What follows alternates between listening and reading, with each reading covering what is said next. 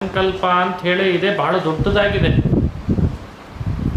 ಸಂಕಲ್ಪ ದೊಡ್ಡದಾದರೂ ಸ್ನಾನ ಮಾತ್ರ ಒಂದೆರಡು ಅಲೆ ಮೈ ಮೇಲೆ ಬಿದ್ದು ಕೂಡಲೇ ಸಮುದ್ರ ಸ್ನಾನ ಆಯಿತು ಅಂತ ಹೊರಗೆ ಬಂದುಬಿಡ್ತೇವೆ. ಅಷ್ಟೇ ಸಮುದ್ರ ಸ್ನಾನ ಮಾಡುವಾಗ ಮಾಡಿದ್ದು. ಭಾಗವತವು ಕೂಡ ಸಮುದ್ರ ಇದ್ದ ಹಾಗೆ. ಸಮುದ್ರ ಎಲ್ಲ ನಮ್ಮ ಮೈ ಮೇಲೆ ಬೀಳಲಿ ಅಂದ್ರೆ ಆಗಲ್ಲ. ನಮ್ಮ ಅರ್ಹತೆ ಎಷ್ಟೋ ಅಷ್ಟೇ ಸ್ನಾನ ಮಾಡೋದಂತ. ಇನ್ನೂ ಒಂದು ಉದಾಹರಣೆ ಕೊಡ್ತಾರೆ ಹಿರಿಯರು.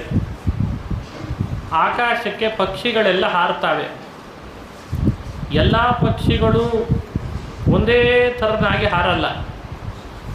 ಆ ಪಕ್ಷಿಗಳಿಗೆ ಎಷ್ಟು ಶಕ್ತಿ ಇದೆಯೋ, ರೆಕ್ಕೆಗಳಲ್ಲಿ ಬಲ ಇದೆಯೋ ಅಷ್ಟೇ ಹಾರ್ತಾವೆ.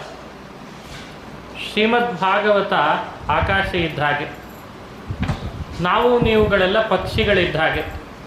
ನಮ್ಮ ರೆಕ್ಕೆಯಲ್ಲಿ ಎಷ್ಟು ಬಲ ಇದೆಯೋ ಅಷ್ಟೇ ಹಾರ್ಬೋದು.